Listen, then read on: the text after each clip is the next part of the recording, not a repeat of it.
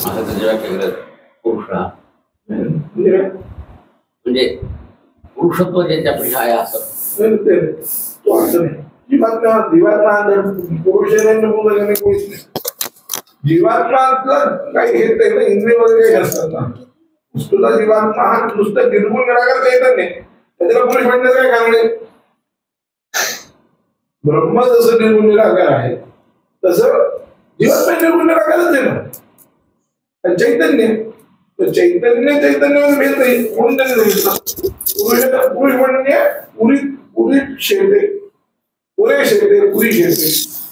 पुढे म्हणजे हृदयरूप कपडा आपलं जे अंतःकरण आहे त्यात जो अंकुष्ट वाचून पुरुष राहतो. जीवात्मा केवढा आहे तसं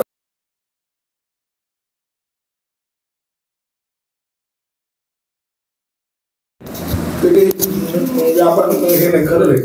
पण आमच्या मात्र एवढं सांगितलं पुरुषामध्ये त्याला दहर ब्रह्म असे म्हणतात. उपनिषदाच्या भाषेमध्ये दहर ब्रह्म दहर आकाश हृदय आकाशाला ते शब्द नाही.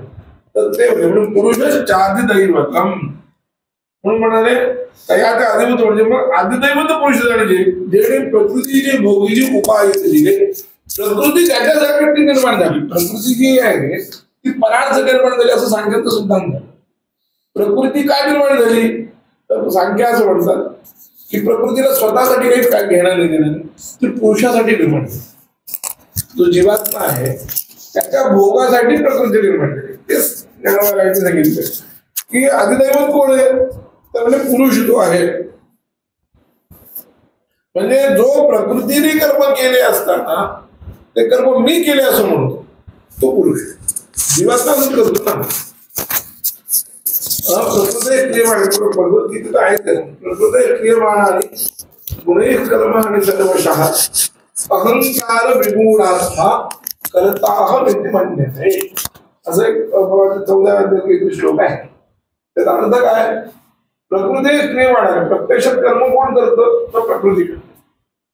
पण प्रकृती कर्म करत असताना ते कर्म मी करतो असं कोण म्हणतो अहंकार विगुणात्मा म्हणजे जीवात्मा जो आहे तो काय म्हणतो कर्म मी करतो. डोळे पाहणं आहे पाहणं जे काम डोळ्याचं आहे पण मी पाहतो म्हणतो आपण. म्हणजे आपण काय केलं पाहण्याचं जे काम आहे साधन जे आहे ते त्याचा करता म्हणून आपल्याला आपण आरोपित केला मीवर. मी ऐकतो मी पाहतो मी बोलतो वस्तूला बोलतो पण वाणी बोलते. वाणीने बोलणं आहे डोळ्यानं पाहणं आहे ठीक आहे. पण आपण ते करतो तसं पण आहे ते त्यांनी की मग अधिदैवत पुरुष लागले जेणे प्रकृतीचे भोगीचे उपाय दिले. प्रकृतीचे भोगीचे उपाय दिले प्रकृतीने जे कर्म केलं ते जो स्वतः भोगतो. आणि जो चेतनेचा चक्षु जो इंद्रियदेशिता चक्षु जो देहास्थमाने वृक्षु संकल्प विहंगमाचा हा जो पुरुष जो आहे तो काय आहे चेतनेचा चक्षु आहे. म्हणजे त्याचा अर्थ असा वेगळ्या पद्धतीने बोलले तर उपनिषदाची किंचित वेगळी भाषा आहे. उपनिषद काय म्हणतात की त्या पुरुषाला कोणी पाहू शकत नाही त्या जीवात्म्याला कोणी पाहू शकत नाही कारण तो डोळ्याचा डोळा आहे. श्रोत्रस्य श्रोत्रम चक्षुष चक्षु असे शब्द प्रयोग उपनिषद आहे. ते ज्ञानोबांना सांगतात की तो जो पुरुष आहे तो चैतन्याची दृष्टी आहे. चैतन्याचा चक्षु म्हणजे चैतन्याची दृष्टी आहे आणि इंद्रियांचा अध्यक्ष आहे. कारण इंद्रियांना तो सगळं काम करून घेतो ना. तो करता ज्यावेळेस होतो त्यावेळेस तो औपाधिक हे लक्षात आहे. पुरुष चारिदैवत तुम्ही म्हटलं तो औपाधिक पुरुषाचं वर्णन करता येते. त्यामुळे निरुपाधिक पद्धतीचं चिंतन नाही करायचं. औपाधिक पुरुष हे सगळं काम करून घेतो. तो इंद्रिय दृष्टीचा अध्यक्ष म्हणजे 5 कर्मेंद्रिय 5 ज्ञानेंद्रिय आणि 11वं मन. मनाला इंद्रिय मानायचं की नाही हा विवादाचा विषय जरी असला तर वेदांतातही 2 पक्ष आहेतच. एक वाचस्पती मिश्र जे आहेत ते इंद्रिय मन म्हणणारे आहेत आणि विवरणाचार्य जे आहेत ते इंद्रिय मन न म्हणणार काही काय असतं. म्हणजे 11 जण या 11 जणांचा अध्यक्ष कोण आहे हा पुरुष आहे. म्हणून इंद्रिय देशीचा अध्यक्ष जो देहास्थमानी वृक्षु संकल्प विहंगमाचा म्हणजे जो स्थूल देहाचा संबंध सुटला की संकल्प विकल्पाच्या आश्रयाने तो राहतो. देहास्थमानी देहाचा अस्तित्व झालं म्हणजे याचा संबंध जेव्हा सुटला त्यावेळेस तो संकल्प विकल्प रूपी विहंग मध्ये असतात ते त्याच्या आश्रयाला राहतात. म्हणजे लिंग शरीराच्या रूपात जो राहतो सूक्ष्म जीव शरीर त्याला ते म्हटलंय तो कोण आहे अधिदैवत आहे. पुरुषाच्या अधिदैवत आणि जो परमात्माची परी दुसरा जे अहंकार निद्रा आणि दुसरा म्हणून स्वप्नीत या बोलबाला संतोषी शिणे आणि जो खरोखर परमात्माच आहे म्हणजे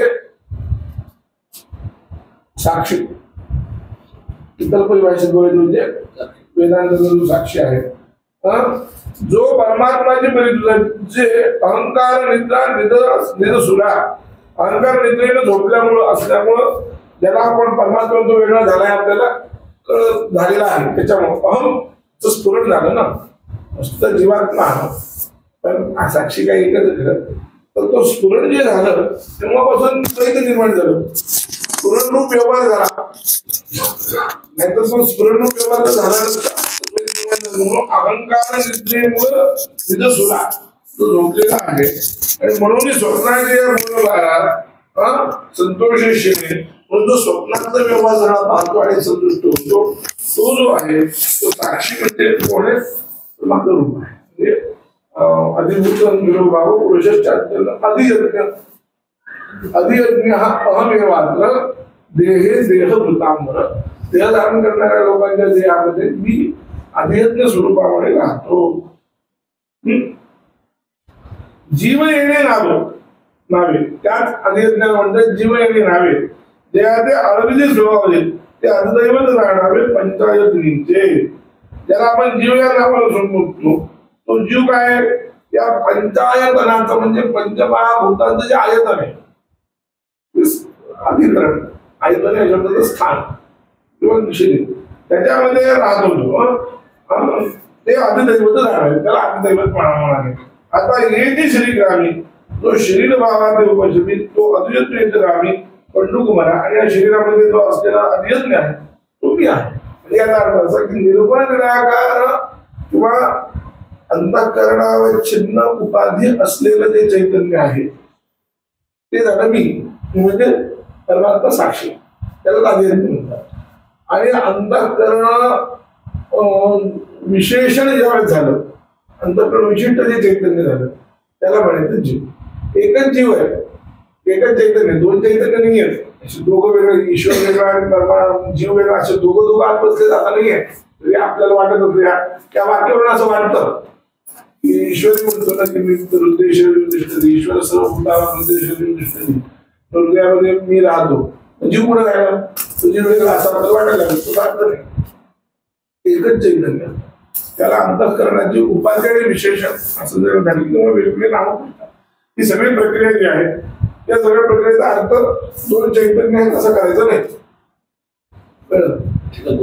एकच चैतन्याला दोन ठिकाणामुळे नावं वेगवेगळे झाले जसं विश्व तैजस आणि प्राज्ञ हे जागृत स्वप्न आणि सुषुप्ती अवस्थेमुळे वेगवेगळे नावं झाली तसं आहे एकाच चैतन्याला मरत कुणीच नाही आत्माही मरत नाही जीवात्मा मरत नाही. त्याचं सरळ खरं उत्तर असेल जो जन्माला तो मरतो. आत्मा जन्मत नाही जीवात्मा जन्मत नाही म्हणून तो मरत नाही. जन्मत कोण शरीर जन्मत मग मरत सुद्धा शरीरच आत्मा कधी मरत जीवात्मा कधी मरत नाही तर मग सगळं गेलं कचराच गेलं तुम्ही सगळं एवढा वेगळा सगळा वाया गेला. जीवात्मा जर मेला तो वाया गेला. सूक्ष्म शरीरामध्ये तो असतो. सूक्ष्म शरीर जे आहे ते आत आहे कोणत्याची अवस्था जी आहे ती प्राणमय मनोमय आणि विज्ञानमय कोशात आहे. सूक्ष्म शरीराची अवस्था कुठे आहे हे स्थूल शरीर अन्नमय कोश आहे. पुनर्जन्म घेताना लिंग शरीरात तो जीवात्मा असतो त्याला सूक्ष्म शरीर म्हणतो आपण त्याच्यात तो जीवात्मा ते लिंग शरीर बाहेर पडतं आणि मग ते बाहेर पडून जेव्हा पुनर्जन्म नव्हते तर दुसऱ्या शरीरात ते प्रवेश करतो. ते पाप पुण्य चर्चा आत्म्याला काहीच नाही ना विशेष ते नसतो नुसतं आत्मा कुठे लिंग शरीरामध्ये जो असल्यामुळं त्याच्या अंतःकरणामध्ये आपण केले जे पाप पुण्य काय असेल ते समवाय संबंधाने राहतात. ते पुढल्या जन्मात जायला तुम्ही किंवा स्वर्गात जरी गेलं तर स्वर्गाचं शरीर मिळतो, स्थूल शरीर, त्याच्यामध्ये सूक्ष्म शरीर जातं असं असतं. आणि मग ते त्याच्या अंतःकरणात जे काही पाप पूर्ण आहेत ते सगळं तो बघतो. आपण नरक यातना म्हणतो किंवा स्वर्ग सुख म्हणतो. जे काय असेल नरक यातना भोगेल, स्वर्ग सुख होईल. पण तुम्हाला कुठेही गेलं तरी तुम्हाला त्या लोकांमधलं एक एक शरीर भेटतं. निव्वळ सूक्ष्म शरीर भोग नाही होत. काय झालं त्या लोकांचं एक एक शरीर भेटतं. नरक लोकांचं तर नरक लोकांचं एक शरीर भेटतं स्थूल. आता जसं आपल्याला पांढरं शरीर आहे तसं स्वर्ग लोकांचं एक शरीर, नरक लोकांचं एक शरीर, पातळ लोकांत गेलो होतं तर पातळ लोकांचं एक हिशोबाचं शरीर. पण स्थूल शरीर शिवाय भोग नाही होत. सूक्ष्म शरीर फक्त या देहातून त्या देहात जाणार आहे. आणि ते आहे तोपर्यंत वास्तव तुमच्या केलेलं आहे. पाप तुमच्या हातात घेणार आहे. ज्या पण काय प्रवेशाचे सूक्ष्म शरीर घेतलं तिकडे दुसऱ्या शरीराचं. हो, दुसऱ्या शरीराची जातं सूक्ष्म शरीरात जातं. पण काय प्रवेशात काय यम ज्याला पाच टाकतो ते सूक्ष्म शरीर पाच टाकूनच घेऊन जातो. शरीरातून बाहेर पडणारा जो जीवात्मा आहे तो एकटा जात नाही, एकटा नाही पडत आहे. कारण जीवात्मा हा एकटा जाऊ शकत नाही. पण चैतन्य व्यापक आहे, तो कसं जाईल मी. म्हणून सूक्ष्म शरीराच्या उपाधियुक्त असलेल्या त्या सूक्ष्म शरीरात जीवा चैतन्याचं जे प्रतिबिंब आहे त्याला जीवात्मा म्हटले. मुख्य जीवन चैतन्याला जीवात्मा म्हणत नाही, प्रतिबिंब स्वरूप आहे. आणि हे 17 तत्व आहेत. 5 ज्ञानेंद्रिय, 5 कर्मेंद्रिय, 5 प्राण, मन आणि बुद्धी, आणि 18वं चैतन्याचं प्रतिबिंब. अशा 18 जणांचं मिळून ते सूक्ष्म शरीर आहे. आणि नुसतं एक हे आहे काय म्हणतात शरीराच्या आकाराचं आहे असं नाही, एक प्रकारचा संघ आहे फक्त. तोच संघ इकडून तिकडून मिळत राहतो. त्या ध्यातून त्या ध्यात, त्या ध्यातून त्या ध्यात. जन्म असेल काय जे असेल तुम्हाला काय फरक काय प्रवेश करायचं काय करायचं सगळं त्याचा भाग आहे. निव्वळ आत्मा करू शकत नाही हे लक्षात आहे. कारण निव्वळ आत्मा सगळीकडेच आहे. पुढे जाणार पुढे येणार. जाणं आणि येणं हा औपाधिक धर्म आहे. जीव मेला म्हणजे अमुक एकदम गेला अमुक एकदम आला असं जे आपण म्हणतो हा धर्म आत्म्याला नाहीये. अविनाशी मारे महात्मा अनुचित धर्म असं म्हटलेलं आहे. म्हणजे हा आत्मा अविनाशी आहे. आणि हे धर्म बाकीचे मात्रा ज्या आहेत, मात्रा म्हणजे कोणत्या इंद्रियाच्या त्यांचा संस्पर्श असणे म्हणजे येणे आणि त्यांचा असंस्पर्श असणे म्हणजे जाणे असा त्याचा अर्थ आहे. जन्मणे आणि येणे या शब्दाचा अर्थ काय त्याच्या मात्राशी स्पर्श झाला असे.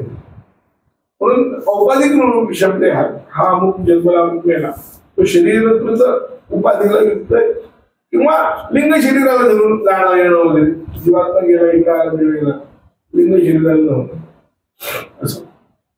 उपभोग घेण्याचे पाप पुण्याचे मानव देह ते करतात कोणत्या देहात भेटणार कोणत्या योनीत मिळणार. योनीचं कसं आहे की जितके तीव्र पाप तितके खालची योनी. मानव देहामध्ये पाप आणि पुण्य समान आहे. मानव देहामध्ये निव्वळ पापाने निव्वळ पुण्य नाही. इतर योनीमध्ये एक तर पुण्य लागतं नाही तर पाप लागतं. देवाची योनी आहे. स्वर्गात जायचं तुम्हाला तर स्वर्गात पुण्यच लागतं. स्वर्गाच्या वर महाजना तपा सत्य लोकांचं तिथं पुण्यच लागतं. तिथं पापाचा लवलेश झालं. आणि खाली गाय व्हायचे, बैल व्हायचे, वृक्ष व्हायचा आहे, दगड व्हायचं आहे. स्थावराला ते अधोगती व्हायची. आठवणी कोंबडं झालं, पशु पक्षी झाले, मयूर वगैरे. इतर योनीमध्ये मोक्ष नाही. मग जायचं ना काय करू शकत नाही, फक्त भोगच घ्यायचे. मोक्ष फक्त मानव योनीत आहे. म्हणून तो पुराणकार बोलतो की मानव योनीत मोक्ष वगैरे पुराणात वगैरे जे सांगितलं तसं ज्ञानाचा अधिकार तर देवाधिकारला पण आहे. पुराणात थोडा अर्धवादात पण सांगितलं की देवाचा होता अधिकार नाही. संतवाङ्मयामध्ये तशा अशाची वाक्य येतात की देवाला होता नाही. ते तसं ते काय फार बरोबर नाहीये. कळलं. कारण काय की देवांच्या मध्ये काय आहे की देवांच्यात काही दिवस सिद्ध आहे. जसं इंद्र ब्रह्म अग्नी वरुण वायू हे सगळे देव सिद्ध तरी नुसते सिद्ध हे सगळे जीवनमुक्त आहे. यांना भगवंतांनी कार्य लावल्यामुळे काम करतात तर ते मुक्त लोक आहेत.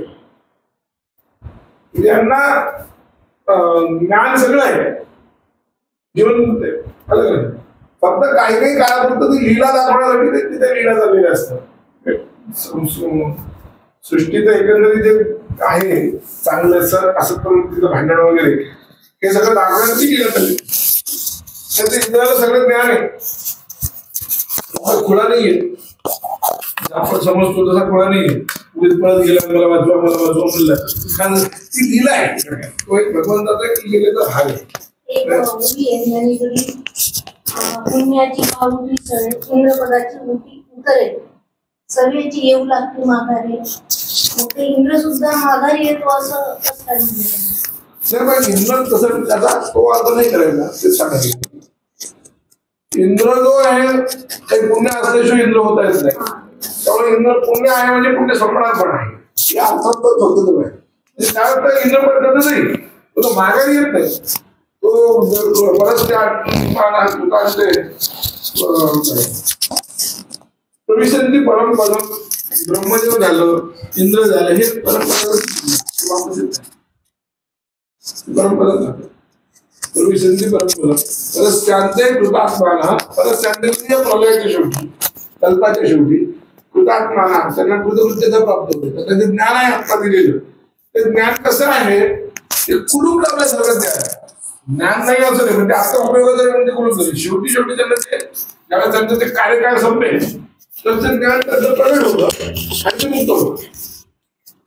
ते म्हणून म्हणलं की संत वाङ्मयात वगैरे थोडंफार अतिशयोक्तीने लिहिले तसं नाही.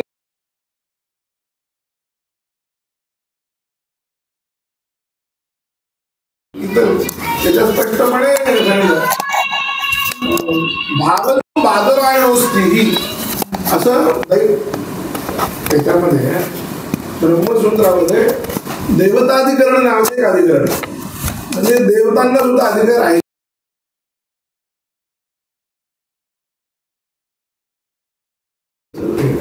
त्यात जैमिनी जे ऋषी आहेत त्यांच्या म्हणण्या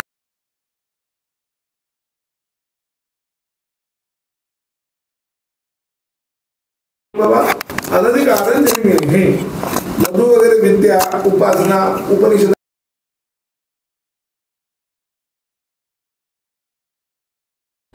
त्यामुळे दुसऱ्या ऋषी आता वसिष्ठांना वसिष्ठ ऋषी दुसरा कुठला भेटेल. वसिष्ठ ऋषींना आपलं काही उपासना करायची त्यांना वसिष्ठ ऋषी दुसरा कुठला भेटेल. त्यामुळे जो वसिष्ठाचा मंदिर असते त्यामुळे इंद्राला काही कर्म करायचं इंद्राचं काही इंद्र स्वतः देव होते ना तो कोणत्या इंद्राला मानतो की नाही त्याचे अष्टदिग्पाला इंद्राला बोलवतो पण इंद्रच कर्माला बसला तुम्हाला बोलवला म्हणून यांना कर्माचा अधिकार नाही. ऋषी म्हणून देवतांचं आणि जे खरे ऋषी त्या लोकांचं त्यांची मुंजे वगैरे न होता यांना आपोआप स्फुरतात कार्य काही दुसरं देवता नाही दुसरी ऋषी नाही असं तसं त्यांना म्हणणे. म्हणून जसं कर्ममार्गात त्यांना अधिकार नाही ब्रह्मविद्येचा अधिकार नाही असं पूर्वपक्ष करून देवतांनी भावंतु बादर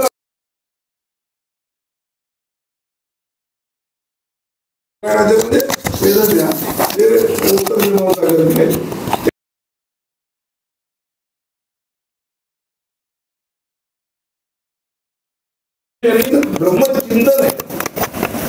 त्यामुळे इंद्राचा दुसरा इंद्र विषय नाही इंद्र दुसरा मोठा ब्रह्मचिंतन आहे. ब्रह्मचिंतन आणि ब्रह्म हे सगळ्यांचं स्वरूप आहे.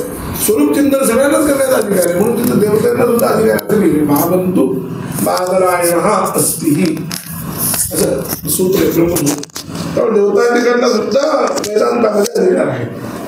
म्हणून तर उपनिषदामध्ये गोष्टी येतात ना की इंद्र प्रजापतीकडे गेला ते छानोचे छान गोष्ट आहे. इंद्र आणि विरोचन नावाचे दोघं विरोचन जो आहे तो राक्षसाचा अधिपती आणि इंद्र जो आहे तो देवांचा अधिपती हे दोघं मिळून प्रजापतीकडे गेले आणि त्यांनी विचारलं की आमचं आत्मस्वरूप काय आम्हाला सांगा. प्रजापती काय केलं एक वाटी घेतली पहिल्यांदा लोक त्यांना सांगितलं की तुम्हाला पाहिजे असेल तर इतक्या लोकांना तुम्हाला विद्या मिळणार 32 वर्ष ब्रह्मचर्य पालन करून माझ्याकडे मग ते दोघं 32 वर्ष ब्रह्मचर्य पालन करून राहिले. 32 वर्षानंतर काय सांगितलं प्रजापतीनं? एक वाटी घेतली, त्या वाटीमध्ये पाणी टाकलं आणि म्हणजे यात पहा म्हणे, दिसायला का तुम्हाला काही? आता दोघांनी आपलं प्रतिबिंब दिसलं, म्हणजे यात जे दिसलं ते तुमचा आत्मा म्हणाले. काय 32 वर्षानंतर प्रजा बाबा हे करून एवढं पाठवलं आणि आत्ता एवढं दिसलं, ते घेऊन गेले, वापस निघाले. दोघांना वाटलं ब्रह्म कळलं. रस्त्यात येत असताना इंद्राच्या मनामध्ये विचार आला की आपलं प्रतिबिंब आपल्याला दिसलंय, शरीर तर नष्ट होतं आणि नष्ट होणारा आत्मा कसा असेल? आपण तर ऐकलं की आत्मा म्हणजे नष्ट होत नाही, पण विरोचनाला वाटलं की आत्मा म्हणजे शरीर म्हणजे आत्मा, म्हणून तेव्हापासून 4-5 लोक शरीर म्हणजे आत्मा होऊन जायला लागले. विरोचन वापस आला नाही, मग हे पुन्हा वापस गेले. हे म्हणले नाही, मला असा शंका आली की शरीर म्हणजे आत्मा कसं दिसतं? त्याचं शरीर दिसलं त्या पाण्यामध्ये, वाटीवर पाण्यामध्ये, आणि ते नष्ट कसं होतं, मग नष्ट होणार आत्मा कसा असेल? हा म्हणजे तू थोडा बरोबर आहे. मग अजून 32 वर्ष ब्रह्मचर्य पालन करून मग तुला सांगतो. अशा गोष्टी आहेत छांदोग्यामध्ये वगैरे गोष्टी आहेत. छांदोग्याच्या 8व्या अध्यायाची गोष्ट आहे. तर या गोष्टींनी काय सांगितलं? या गोष्टी म्हणजे यातून काय सांगितलं की ब्रह्मविंदाचा अधिकार आहे हे नाही. म्हणून देवता जे आहेत सगळे सिद्ध आहे. अब्रह्म होता पुनरावृत्ती जे आहे ते ब्रह्मलोक पुनरावृत्ती होतं, ब्रह्मदेव नाही पुनरावृत्ती होत, मुक्त होतो. शंकराचार्यांनी स्पष्टपणे ब्रह्मसूत्र यावत अधिकार स्थिती अधिकारी काळात असं एक सूत्र आहे. हे जे अधिकारी देवता आहेत कोण? इंद्र, अग्नी, सूर्य, ब्रह्मसूत्र आहे का? गेले त्याच्या बाजूला व्यवस्था घेतली.